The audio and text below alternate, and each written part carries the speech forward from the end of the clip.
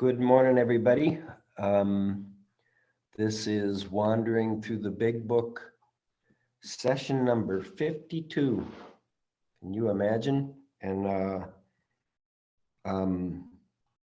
our topic today is step 10. This is going to be step 10, part 1, and we're going to read what the book says.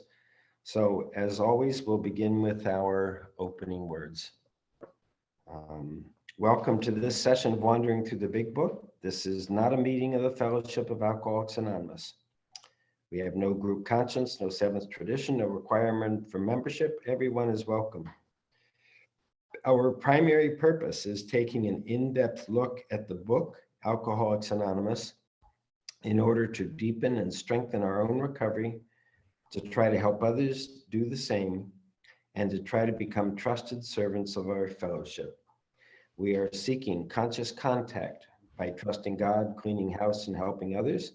And we're trying to improve that conscious contact by practicing steps 10, 11, and 12 every day and applying the spiritual principles we are learning to the details of our ordinary day-to-day lives.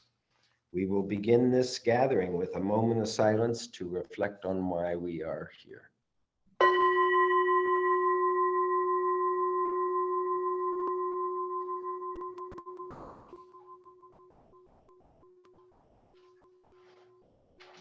Here are some readings adapted from the Big Book. John, you've got number 1. I am an alcoholic. My name is John. Number 1, I earnestly advise every alcoholic to read this book through, and though perhaps you came to scoff, you will remain to pray. Thank you, John. Buck, number 2. I'm Buck, and I'm an alcoholic. No attitude of holier than thou, no fees to pay, no axes to grind, no people to please, no lectures to be endured. These are the conditions we have found most effective, page 18, and be quick to see where religious people are right, page 87. Thank you, Buck. And Jennifer, number 3. Hi, good morning. I'm Jennifer. I'm an alcoholic. If you are as seriously alcoholic as we were, we believe you have but 2 alternatives. One is to go on to the bitter end, blotting out of your consciousness how miserable you really are, page 25. And the other is to ask our Creator each morning in meditation to show us the way of patience, tolerance, kindness, and love, page 83. Thank you, Jennifer. And Jason, number 4. I'm Jason, and I am also an alcoholic. Every day is a day when we must carry the vision of God's will for us into all of our activities. How can I best serve thee? Thy will, not mine, be done. These are thoughts which must go with us constantly. This is the proper use of the will, page 85. Thank you, Jason. And Amy, number 5. My name's Amy, and I am an enthusiastic alcoholic. Just to the extent that I humbly rely on God and do as I think God would have me do, will I be enabled to experience spiritual serenity right in the midst of the human calamity, page 68. Head in the clouds and feet firmly planted on the ground, page 130. Okay, thank you, everybody. And just gonna mute everybody and then start into this thing.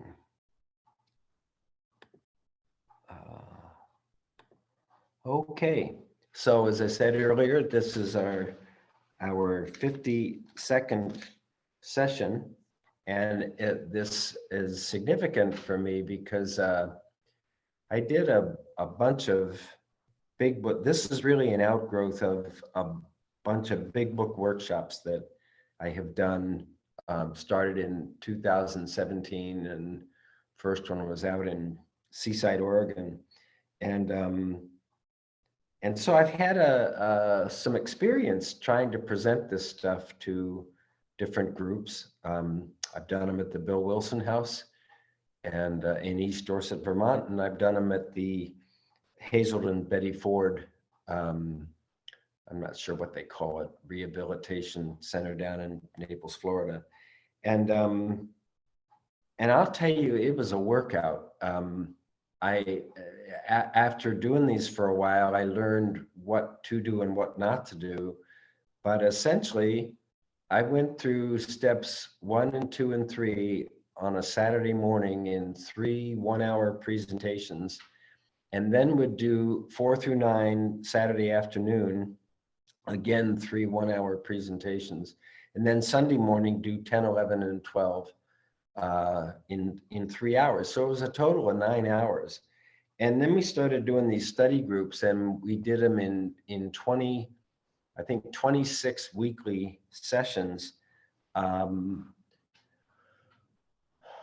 over the however long it took. If it was 26 weeks, it'd be half a year if you were doing it that way.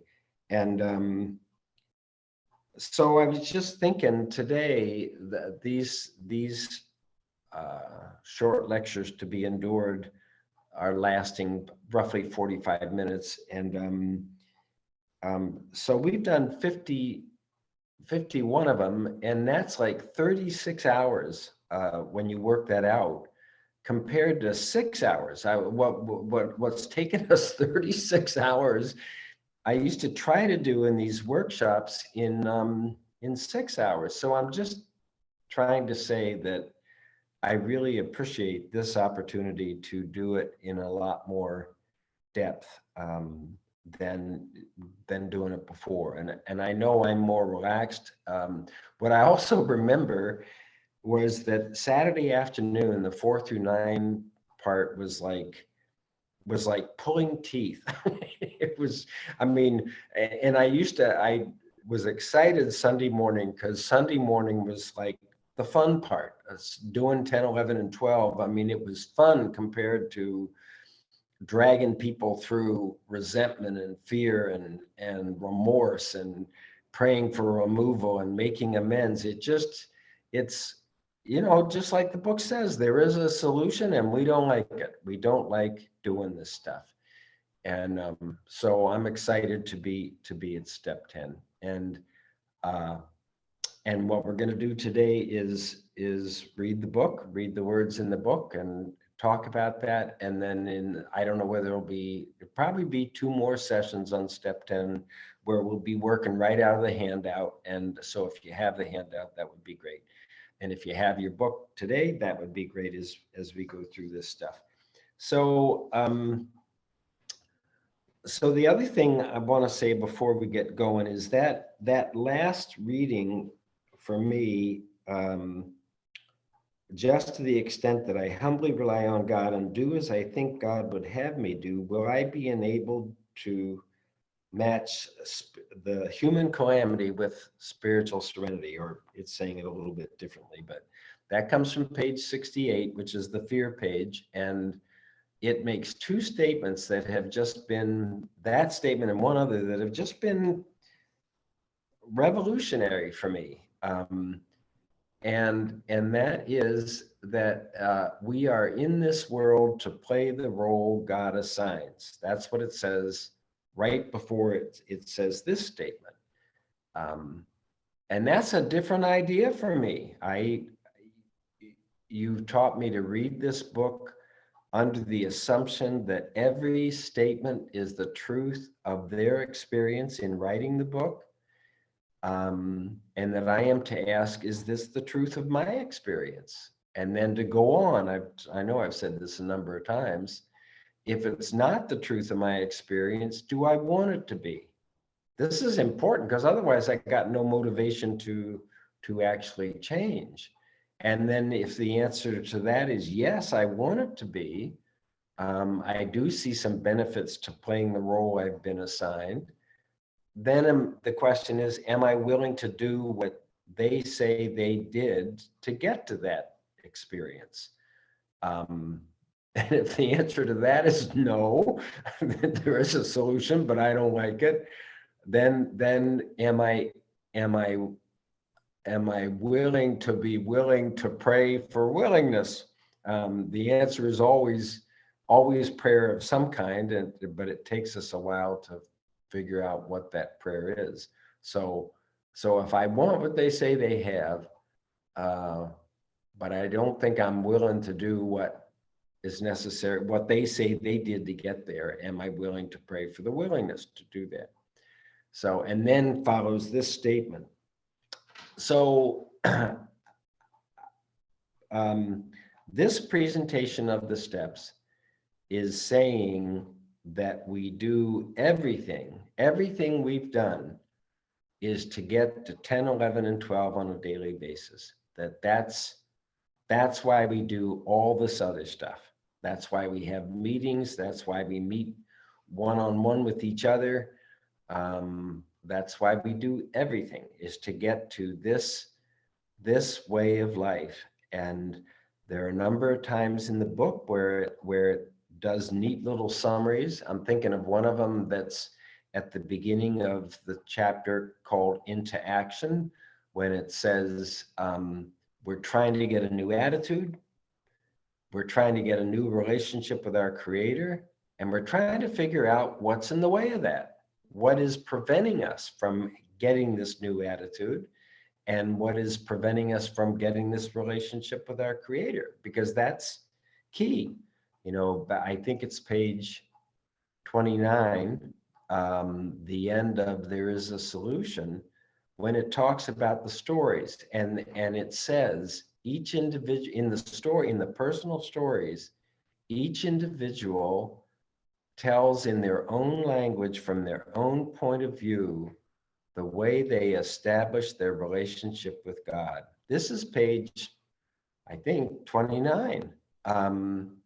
Isn't that something? They're saying way back there that the only thing that actually really matters in the whole deal is our relationship with God, or whatever we call it, because we can call it whatever. I feel like I hear higher power every bit as much as I hear the word God, and that's fine, because it is a power. It's not a thing. It's not a thing with a name. It's a power of love and intelligence that allows everything to happen. Lets everything to happen. So this statement, just to the extent that I humbly rely on God, and that word humble is key. You know, never forget, we come in here, extreme examples of self-will run riot, and we don't think so. That's key, because we think we're doing what we're supposed to be doing, living life the way we're supposed to be living it. And it takes all of this self-examination and self-disclosure of that we go through when we do steps 4 and 5, even to understand in what ways we are extreme examples of self-will run riot, and we don't think so. And we got to do all of that to get into a position to pray for the removal of character defects and ask for redirection in another way. So if this promise is true, that just this would be a 4th step promise, it's in the instructions on the fear inventory. If it's true that just to the extent that I humbly rely on God and behave in the way I think my Creator wants me to behave, I am promised that I will experience serenity right smack dab in the middle of the human calamity. That is an awesome promise, but it also means that if I am not experiencing serenity, and we're going to be reading the 10th step promises, and they're another expression of serenity. I will feel as though I've been placed in a position of neutrality, safe and protected. Wow, right in the middle of the calamity, safe and protected. I'm okay. If I'm not experiencing serenity, and I believe this promise is true, then it raises the question, what am I not doing? Am I not relying on God? Am I not humbly relying on God? Am I not doing what I think God wants me to do? Right? I mean, if they're going to say, if you do this stuff, you experience serenity, then if I'm not doing this stuff, what am I not doing? And I think that step 10, one of the beauties of step 10 is it just gives us a wonderful summary of this whole deal. And personally, I love these summaries. I love when somebody will say the whole thing is pause, ask, listen, do. The whole thing is quit playing God, invite God in, do as directed. The whole thing is trust God, clean house, help others. You know, whenever we get these little short, fairly easy to remember models of how we go from self-will run riot and we don't think so, to having a relationship with God. And you'll remember that we've talked about 3 orders of miracles. The first one is that we are not thinking about alcohol. The hot stove defense is back in play. And we know we haven't done that. We know we did not accomplish that on our self-reliance. And the second level is we become aware that the consciousness of the presence of God is the most important fact of our lives. That is awesome. And then the third one is we will feel as though we're walking hand in hand on a broad highway with the spirit of the universe. That's another level. Okay, so I've said a lot, and I'm going to go to reading the book, and we'll see what happens. So I'm on page 84. Step 10 happens in a page and a quarter, I think, not more than a page and a half. And there are a lot of people that will read 10 and 11 on a daily basis. Read it in the morning. You'll remember in this way of sponsorship, as you're approaching a third step decision, yeah, I'm gonna wind up saying another thing here. You read pages 60 to 63 up to the third step prayer before you make that decision. And then after you've made that decision, you read 84 to 88 as the way of life that we are seeking. Okay, so I said, I don't know, it was last week or the week before that, and that I'm sorry if it was an obnoxious statement, but I said, we do all this stuff to get to step 10, which is the starting line. It's not the finish line, it's the starting line. That we do everything else to get to life on a spiritual basis. And you'll remember that the beginning of We Agnostics talks about, I better read it because I might mess it up. Ooh, dear. It asks these 2 questions about, you know, we only have to ask 2 questions to see whether or not we're alcoholic. And let's see, chapter 4, We Agnostics, page 44. In the preceding chapters, you've learned something about alcoholism. We hope we've made clear the distinction between the alcoholic and the non-alcoholic. And then in the end, they ask us 2 questions. If, when you honestly want to, you can't quit, you have a problem with sobriety. You don't have a problem with alcohol. You have a problem with sobriety. You can't quit. Or if when drinking, you have little control over the amount you take, you are probably alcoholic. So the second question is, do I have an allergy? Am I an unsafe drinker? I can't take the first drink because once I do, I have no idea when I'm going to stop. But the other problem is I cannot quit entirely. Somehow my mind needs to drink so bad, it's going to block out this notion of an allergy, an abnormal reaction that means I can't drink safely. I can't take even one drink safely. If that be the case, you may be suffering from an illness which only a spiritual experience will conquer. They say it over and over again. If you're a real alcoholic, You only have these two alternatives. We read it this morning.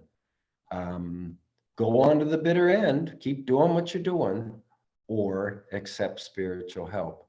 So what I'm trying to get to here is these levels of sponsorship and the idea that the goal, if you get the pleasure of trying to help, pleasure is not the right word, but the opportunity to try to help another person go through this stuff, I think it's important to recognize that you got levels of this thing.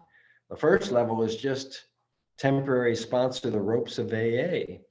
The second level is going through this information exchange that's involved in reading the doctor's opinion and Bill's story, and there is a solution, and more about alcoholism, and we agnostics to run through our definition of what it means to say you're a real alcoholic. And you're trying to get to this third step decision where we decide we're going to go forward with the steps. We're going to go through 4 through 9 the best we can. So first level is just the ropes of AA, temporary. Second level is getting to a third step decision. Third level is getting to conscious contact, which means going through steps 4 through 9. The goal of 4 through 9 is not to feel horrible about the lives we've been living or not to have to make amends. The goal is conscious contact. The goal is somebody says, oh my God, they're not kidding. The book is not lying. There really is this power of intelligence and love that can make it, that can guide and support my life and bring answers to my baffled situation where I don't know what to do. And we talked at the end of 9, it says, show me the way of patience, tolerance, kindness, love. That's serenity.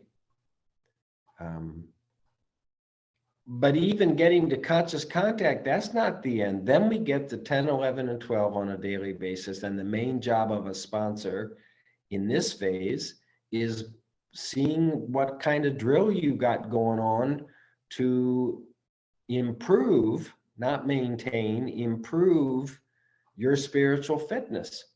Because I keep saying all the time, what we really have is a daily reprieve contingent upon, it's probably going to say maintenance, but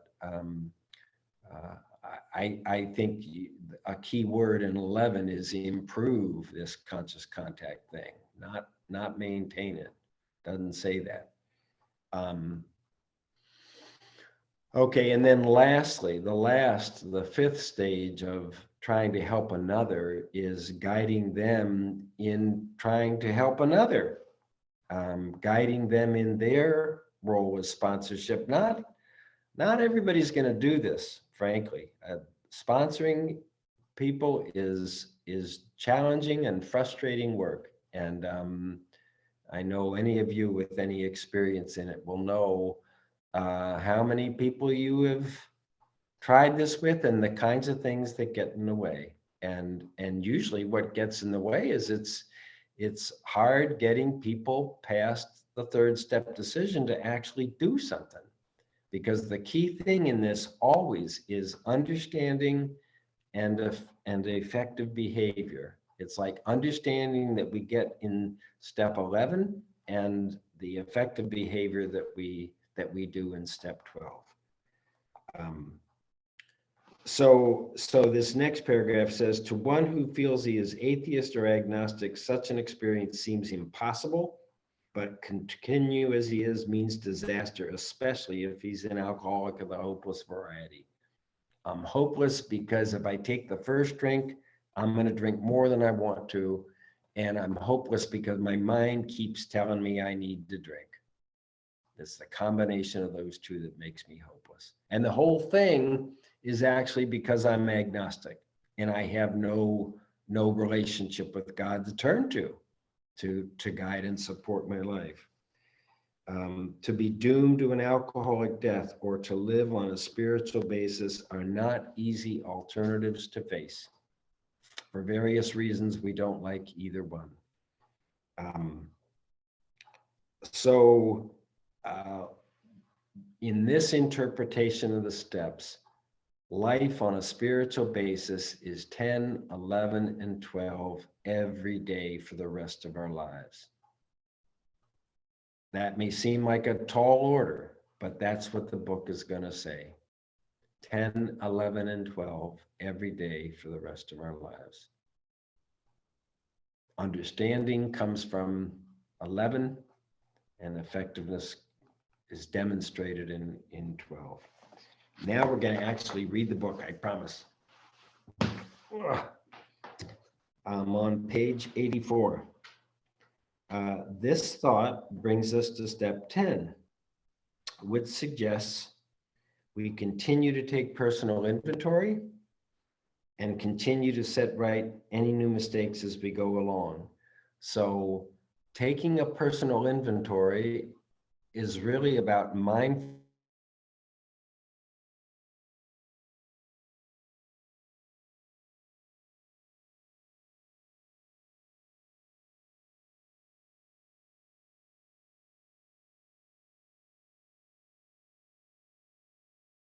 7 and 8 and 9 that we know, as this thing's going to say very shortly, we know what to do when either we experience a reaction that we don't care for, or we're not able to be effective in our behavior.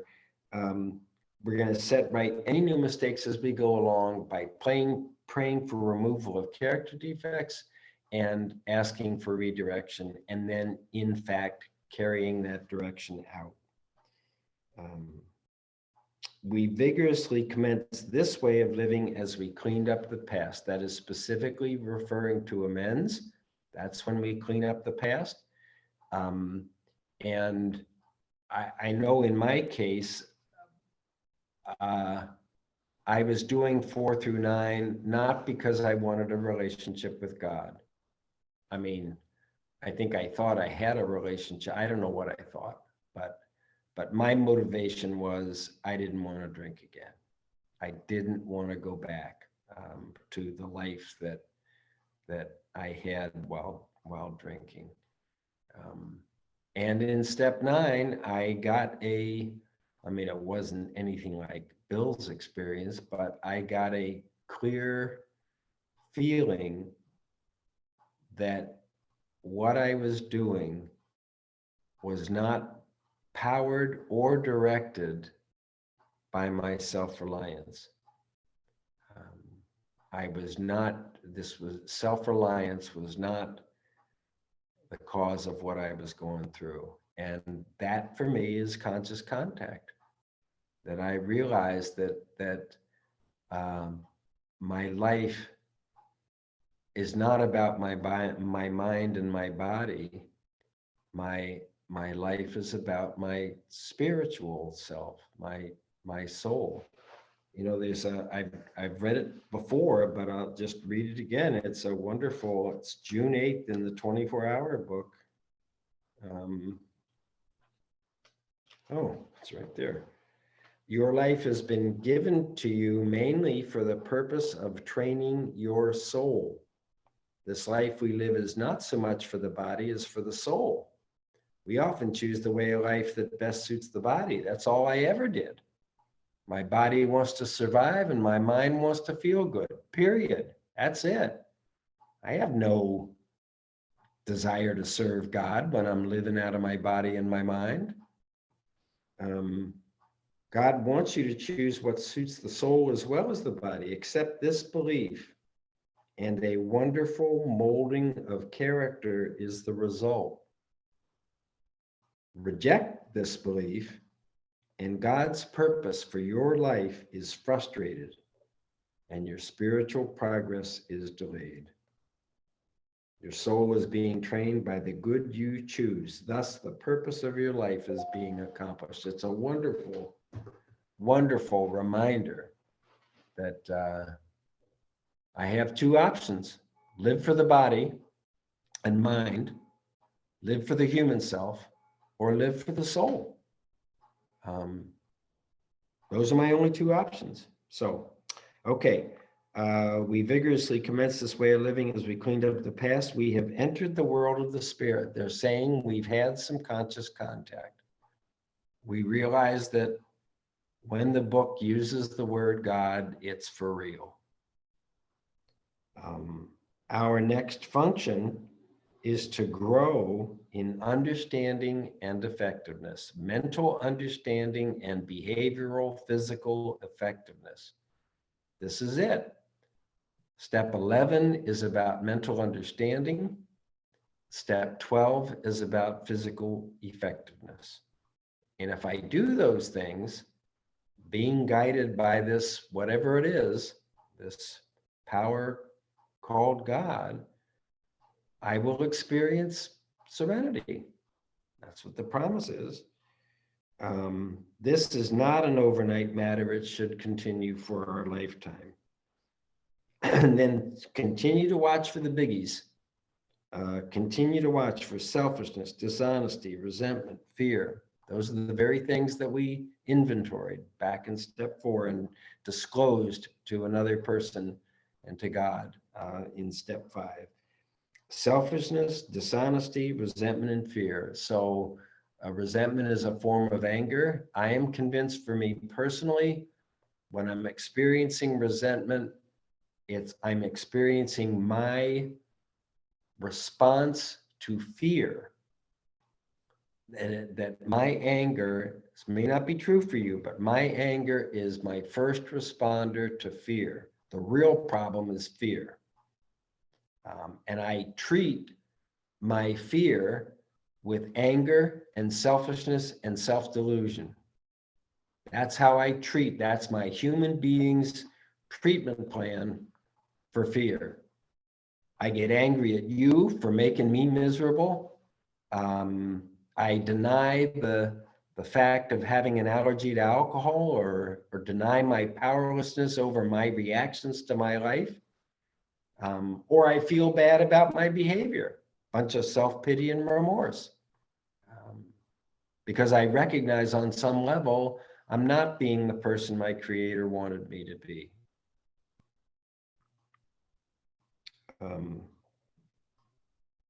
And just by the way, Bill Wilson, who was determined to write at a high level,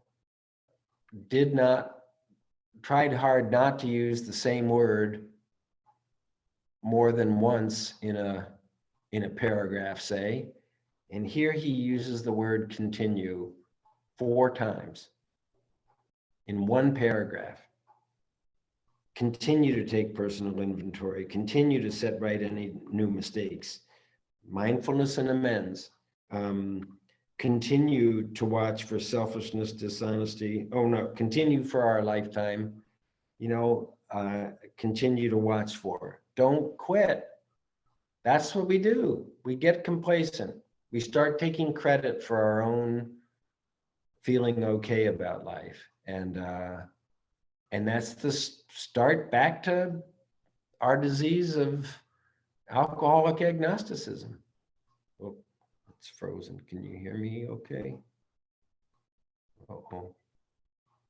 I hope it comes back. Some of you will. There you are. Okay, sorry. Okay, so now we hit the key part. When these crop up, when selfishness, dishonesty, resentment, fear, when they crop up, we do these 4 things. We pray at once for removal, we share with somebody, we make amends if called for, we turn our mind to service. These are becoming aware that we're reacting badly is the mindfulness that's involved in step 4. The rest of them are sharing with somebody is step 5. Making amends if called for is actually, I'm going to say 6 through, well, praying for removal, that's 6 and 7. And I feel like amends are a consequence of 6 and 7, that when I do pray for removal and I do ask for redirection, that what I'm directed to do is to change my behavior to back up, to make up for the bad feelings that I've had about that. So pray at once for removal, share with somebody, make amends if called for, turn the mind to service. Then we resolutely turn our thoughts to someone we can help. Doesn't say you run out and do something. It says you turn your mind to the question that it's going to bring up at the end: how can I best serve thee? Love and tolerance of others is our code. Code means rules for procedure or conduct. Our code is love and tolerance and patience and kindness. They show up as well. And then come these promises of the 10th step. We have ceased fighting anything or anyone, even alcohol. I don't feel like I'm at war either internally or externally. This one comes and goes for me. And I think that's because I don't feel so much at war with you, but I have been through a huge war inside between my human nature and my spiritual nature. And today, I don't feel the war is actively going on, but I have had my moments. So this is a wonderful promise. I'm not fighting. I'm not needing anything or anybody to be different than they are. This is life on life's terms for me, that I can let you be you and I can let me be me. Ceased fighting anything or anyone, even alcohol, for by this time sanity will have returned. Remember, sobriety, sanity, serenity. We have to get sober if we're gonna be returned to sanity, and we got to get sane, have a sane, healthy reaction to life if we're going to experience serenity. We will seldom be interested in liquor. If tempted, we recoil from it as from a hot flame. Just out of interest, it's back on page 24, which is has a great definition of the strange mental blank spot. You know, where it says the fact is for most alcoholics, we cannot recall what happened the last time we took the first drink. We don't want to recall. But then in the paragraph beneath that, it's just about in the middle of the page, there is a complete failure of the kind of defense that keeps one from putting his hand on a hot stove. You know, that's the baffling mystery of this thing.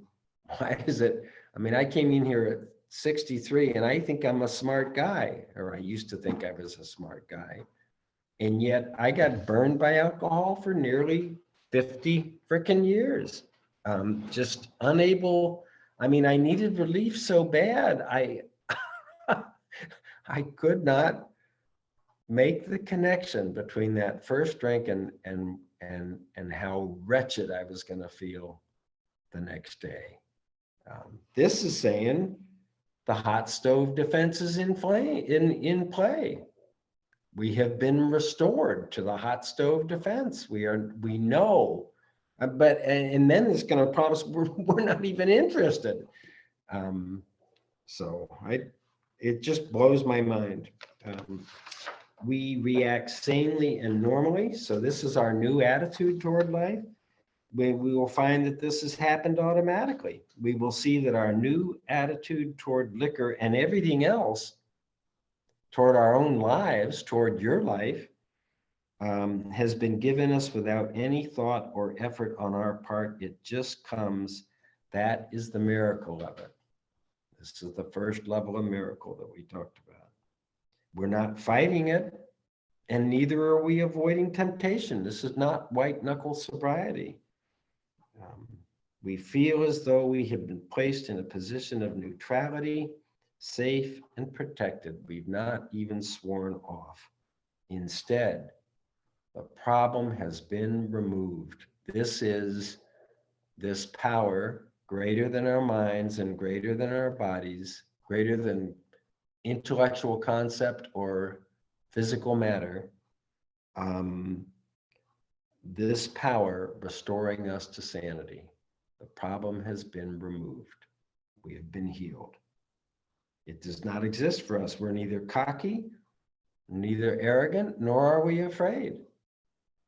That is our experience. That is how we react so long as we keep in fit spiritual condition. What do we have to do to keep in fit spiritual condition? Two things. Humbly rely on God. Behave as we think God wants us to behave.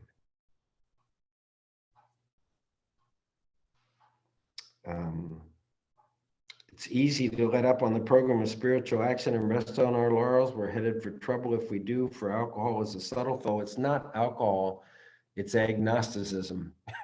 It's self-reliance is a subtle foe.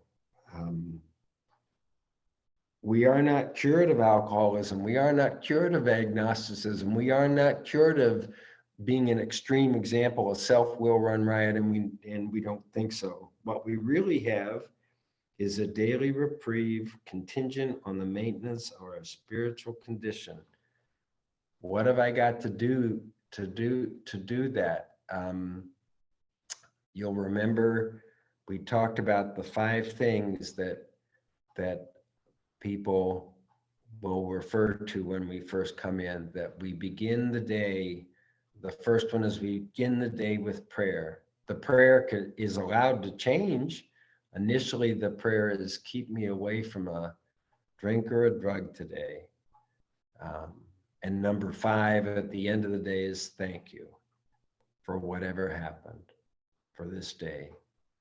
And then 3 other things, reading a couple of pages of the book, going to a meeting of the fellowship, having some one-on-one contact with another alcoholic. And we're promised, if we will do those 5 things on a daily basis, we never have to feel as bad as we felt when we first came in here. So if the first part of this thing started with a protocol for handling our difficult feelings, now we get a mandate. Now we get told what we're supposed to be doing with our lives. Every day is a day when we must carry the vision of God's will that we can only get out of step 11 into all of our activities, everything that we do. What a high bar. What a high bar. Every day is a day when we must carry the vision of God's will into all of our activities. And then they tell us the proper use of the human will, the proper use of my body and my mind. How can I best serve thee? Thy will, not mine, be done. These are thoughts which must go with us constantly. We can exercise our willpower along this line all we want. This is the proper use of the human will. Dude, I can't tell you how many years I read this without getting it. It's kind of like, yeah, or I don't know what, but I mean, this is a very definite statement of what I'm supposed to be doing with my mind. And what I love is getting into St. Ignatius and the spiritual exercises of the Jesuits, because that's exactly what he said 500 years ago. That the primary purpose of my life is to love, honor, and serve my Creator, and thereby save my soul. Do whatever it is that my soul came here to do. Much has already been said about receiving strength, inspiration, direction. Isn't that wonderful? I mean, power, inspiration, enthusiasm, whatever. Directions, specific guidance as to what to do from God, who has all knowledge and power, if we have carefully followed directions. Now, I don't know. I'm a perfectionist, so I don't think I ever carefully follow them enough. But and I believe that this, it's just like prayer. It doesn't matter whether you believe in it or not. If you will pray on a daily basis, your life is going to change. What's that? I heard it recently about, the side, you don't have to like going to the gym. You don't have to like the stretches. You don't have to like the sweating, all that stuff. But if you do it day after day after day, you're going to get more physically fit, regardless of your attitude. The same is true with prayer. You pray day after day after day, and you're going to get spiritually more fit. If we've done this, we've begun to sense we're just beginning. That's why I'm saying this is the starting line. Begun to sense the flow of God's Spirit into us to some extent. We've become God conscious. We've begun to develop this vital sixth sense. The five senses are eyes, ears, nose, tongue, touch. But we must go farther, and that means more action. I love AA. I love it. I love it. Okay. 9, we've been going for our usual 45 minutes. I'm going to gong this gong, and Buck is going to. Oh, and just a reminder. So next week we are going to dig into these.